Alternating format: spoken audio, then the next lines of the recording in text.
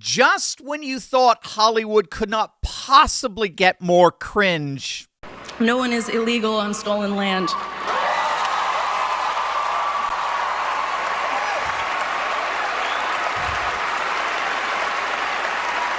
Yep, that's the latest gathering of borderline illiterates at this year's Grammy Awards, showcasing for their rapidly dwindling audience their utter contempt for rational thought. But in one of the most delicious backfires imaginable, that stolen land rant is actually being called out, and you're not going to believe by whom. This is going to absolutely make your day. Hey gang, it's me, Dr. Steve, your patron professor, here to help you make sense of the madness with breaking news and analysis you're not going to get anywhere else. So you know what to do. Make sure to smack that bell and subscribe button. Also, click on that link below and get Patriot Alerts, my free uncensored newsletter where I share the stories I can't cover on YouTube. You can subscribe for free by simply clicking the Patriot Alerts link in the description below. She thought she was being smart. She thought she was being clever. She thought she actually had something profound to say. And the audience certainly complied with that assumption to their own humiliation. I mean, I think that clapping seal that you're seeing there set blonde women back 7 years. But as it turns out, what you just saw there was a historically illiterate dimwit step on a rake on live TV. If you don't know, that was 24-year-old pop star Billie Eilish accepting the Song of the Year award wearing an Ice Out pin and then standing before a room full of applauding millionaires, literally like something straight out of the Hunger Games. She declared, as you heard, no one is illegal on stolen land. No one is illegal on stolen land, which if you think it through doesn't even remotely make sense. But it didn't matter. The crowd erupted, including a Supreme Court justice. Justice Autopen was there, interestingly enough. But regardless, it was supposed to be Billie Eilish's heroic moment. You know, the brave celebrity speaking truth to power, the woke queen telling America how things really are. There's just one problem. Within literally hours, the entire speech exploded in her face in the most spectacular fashion imaginable. As it turns out, Billie Eilish lives in a multi-million-dollar mansion in L.A., and that mansion just so happens to sit on land once owned by the Tongva tribe, also known as the First Angelinos. They consider the very land that her mansion sits on their ancestral territory. You literally cannot make this stuff up. She stood there on stage, on live TV, lecturing America about stolen land, all the while living on land that an actual Native American tribe explicitly claims was stolen from them. You could not have possibly scripted this better. And as if it couldn't possibly have blown up in her face any worse, it turns out her mansion is actually surrounded by a wall. A freaking wall. She stole land from an indigenous tribe and then had the gall to put up a wall to keep them out. And not just them, by the way. She literally, remember, no one is illegal on stolen land, right? She literally has a restraining order against someone who trespassed on her property. I am not joking. This is real. This is real. So no one is illegal on stolen land, but if you cross onto her stolen land, you're going to get arrested. What's true for America's borders stops at Billie Eilish's borders. I mean, it's peak Hollywood cringe. And as if it couldn't even get worse, this indigenous tribe, the Tongva tribe, confirmed to Fox News that Eilish has never contacted them directly regarding her property being on their land. There's no land ownership acknowledgement. She's a pathetic pathetic hypocrite in every way imaginable. She talks a big game on stage, but when it comes to how she actually lives out her principles, crickets. Now, needless to say, within hours, the social media backlash was merciless, as it should be.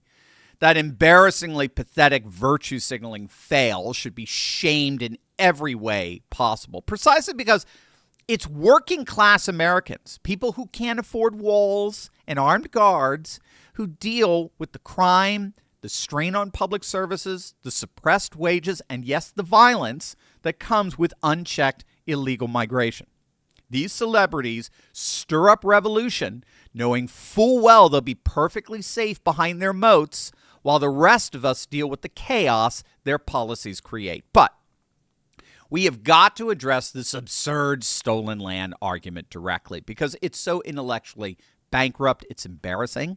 And I'm going to give you a resource that you can share on your own social media and with friends and family and acquaintances who may have uncritically bought into this ridiculously silly excuse for an argument. And together, we can put this nonsense to bed once and for all. Now, did you know that Alzheimer's isn't waiting for old age anymore? It's spreading, it's accelerating, and it's showing up decades earlier. Early onset dementia and Alzheimer's are on the rise. Reports show a 373% increase in diagnoses among 30 to 44-year-olds and a 311% increase in 45 to 54-year-olds in the United States in recent years. But when doctors attempt to treat these brain diseases, they often focus on medicating the brain itself, addressing symptoms like Band-Aid rather than solving the root cause. Alzheimer's disease is driven by chronic inflammation and oxidative stress, which damages brain cells and triggers the buildup of toxic proteins. Now, these same destructive processes fuel neurodegeneration, cognitive decline, and even increase cancer risk, yet they're rarely the primary target of treatment. The root cause of many brain disorders is found in the gut microbiome. Groundbreaking research now links gut bacteria directly to Alzheimer's disease and shows that what we consume plays a defining role in not just cognitive but overall health as well. Numerous studies suggest that the number one thing you can do to combat these chronic diseases is to consume kimchi. There's so many bioactive compounds in kimchi that have been found to improve cognitive and memory function by targeting amyloid beta. That's the main sign of Alzheimer's disease that forms those sticky plaques in the brain. Notably, these same protective mechanisms are linked to reduce cancer risk with kimchi's ability to suppress carcinogen activating enzymes. So that's why Brightcore created Kimchi One.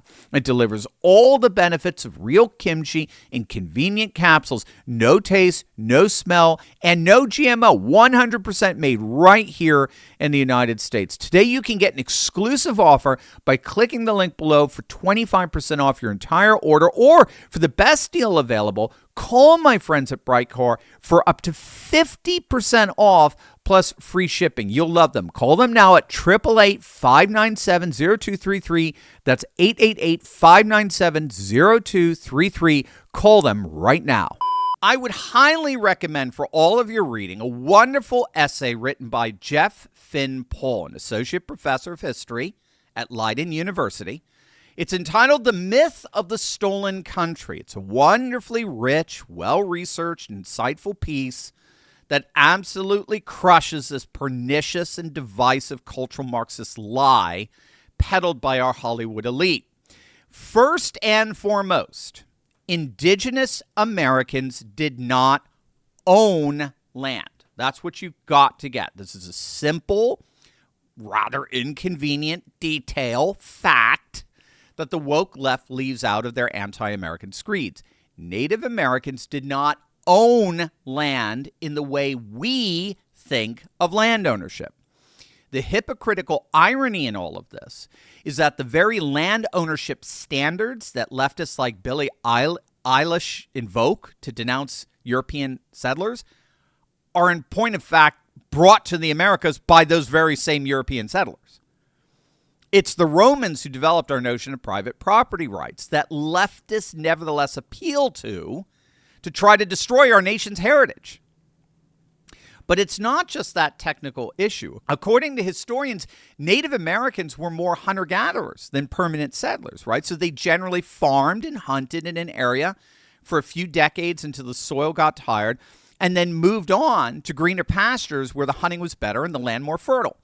They generally had no permanent settlement. And as a result, competing Native American tribes were in constant conflict with other tribes, especially given the scarcity of resources.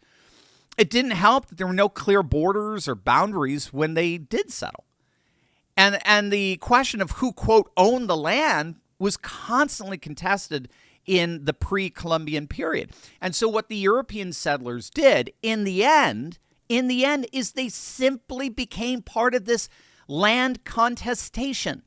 Very similar to the ways in which Germanic migrations inserted themselves into Northern European tribal disputes, or the way the Celts inserted themselves into Western European tribal conflicts. That's what's so key here to this Hollywood historical illiteracy.